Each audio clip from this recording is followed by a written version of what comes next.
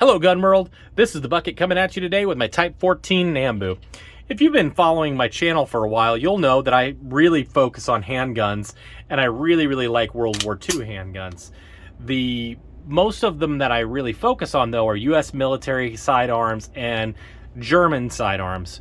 And I'm really excited because I picked this gun up and I've learned a lot more about the Japanese sidearms. So Kajiro Nambu started designing different firearms, and one of the ones that he did was the Type A, or as the collectors in the US refer to them, the Grandpa Nambu.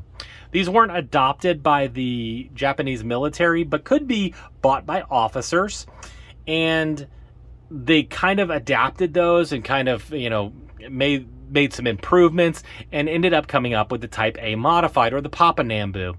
Those were adopted by the Japanese Navy, but not by the Japanese Army. And as they continued to kind of iron out some of the flaws, kind of make production a little bit easier, they ended up lining up with the Type 14 Nambu and ended up getting adopted by the Japanese military in 1926. This is a locked breech design and does fire the 8mm Nambu round, which is kind of about as powerful as a .380.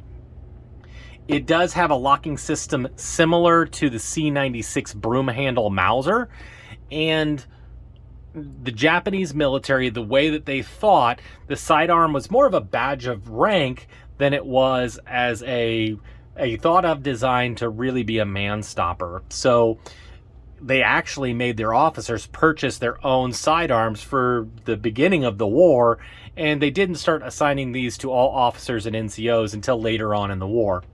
They were made in 5 different factories, but break it up into 2 arsenals. The Nagoya arsenal, like the one I have, and the Tokyo arsenal. The Nagoya arsenal had basically like an upside down 8 with a big top part, and then the Tokyo arsenal had a series of circles that was designed to look like a stack of cannonballs looking down from the top. So we'll talk about looking at those symbols in a minute.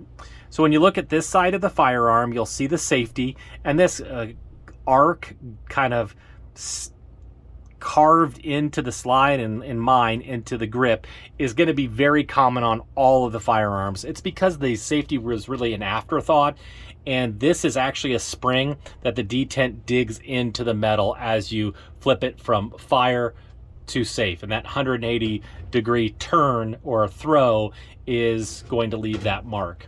The first mark that you'll see, or the first the first mark that you will see will be the fire. That's if the gun is in fire. This means peace, which is designed for safe. And then you'll see a series of markings right here. There's going to be 4. This will be on all the Type 14 Nambus. The first one stands for 10, second one stands for 4, third one stands for year, and fourth one stands for type. So Type 14 Nambu. You'll see sporadic other inspector marks throughout the gun on this side. If you flip it over, you're going to see the 4 to 5 digit serial number over here on behind the cocking knob here, and then your series of marks that will tell you what arsenal and what arsenal and factory made yours. Mine is a Nagoya. The second symbol on mine is the symbol for Nambu, because there's a company, the Nambu Firearms Company, that ended up making some of these. That's the factory for mine. And this third marking is, which looks kind of like a Y upside down, is the first symbol. So after they made 99,999, they would end up putting another marking, which we would think of as like an A prefix. They call this the first, so it's kind of weird. So this is a Nagoya Nambu, or Kokobonji factory. That was another name for the Nambu factory. First, which would make you think it was the first run. It's actually the second run. That's just the way that the Japanese did it. Then you'll have a Showa here with a 2-digit number, a dot, and then a 3rd digit. So what you do here is, mine's a 17, so you add 1925 and then add the 17. So this is a 1942 pistol made in the 6th month. So that's what the markings on your Nambu pistol will look like. And there's a really, really good website, nambuworld.com, that will go over all of those.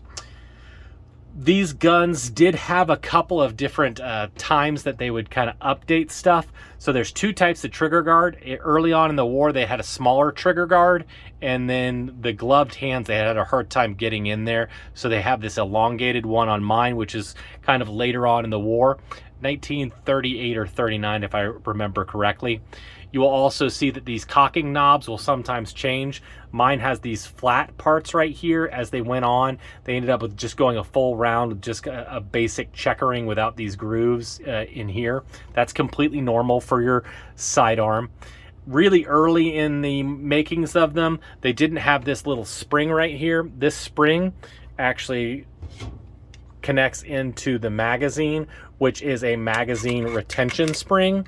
They were finding out that some of the soldiers ended up accidentally, inadvertently hitting the magazine release, and they would lose their magazines. So they put this spring safety in here. That being, going along with that, if you have this little spring right here, it can make getting your magazine out a little bit harder. You have to really yank on it. So that's completely okay if you see that. So there are some different things that you will see depending on your Type 14 Nambu. Now you can really get into the woods on it. Mine has 17 grooves, which will allow you to know that this was actually the right grips for the Kokobunji Nambu pistols. That's completely okay. If you really want to get into yours, you can really have a lot of fun if you end up picking one up. Now, all of the parts on this are going to be serialized. The frame, the bolt, the barrel, the cocking knob, the locking block, the trigger guard. Actually, the strikers are numbered to the gun as well. Now, the strikers, one of the design flaws of this gun are the strikers are really, really prone to breaking.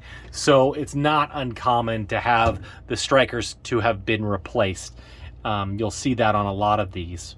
Kind of the big thing that you're going to want to look at, because nobody is going to let you disassemble a Type 14 Nambu at a gun show or a pawn shop. The magazines were also serialized to the gun, and in the collector world, if you have a matching magazine to the gun, that really does help the value. So that's something you could look for when you're looking at it. These are really, really fun guns. I'll tell you that they are not manufacturing the ammo anymore. There are a couple smaller companies. Buffalo Arms produces some with 357 SIG brass that's been cut down but doesn't have quite the right headspace. The Steinel uses Groff brass, which is really good stuff, but the bullet weight is not the accurate bullet weight. And they charge $70 a box, and you have to like put in an email address and they'll notify you when they get some in stock. Castro Curios is making ammo, but every time I've looked, it's always been out of stock.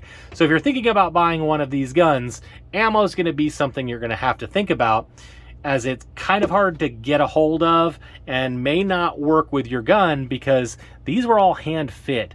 And if they're really, really tight when they hand fit these, if the brass is not quite right, it may not run. And these guns weren't known for being super reliable to begin with. So if you're looking for a gun that you really are going to have a lot of fun shooting, this may be a gun that you might think twice about.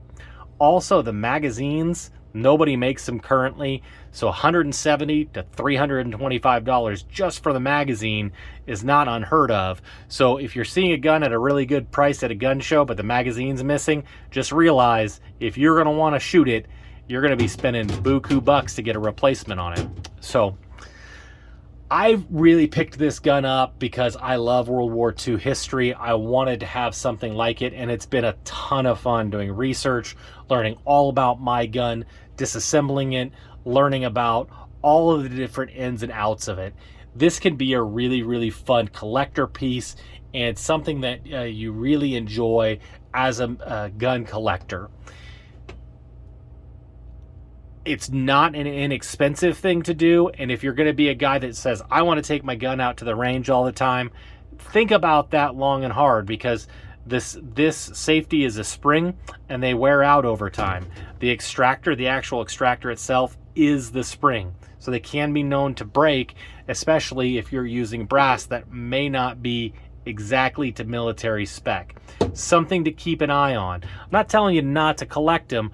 I'm just saying know what you get into before you sink $700 to $1,000 on a new toy for you.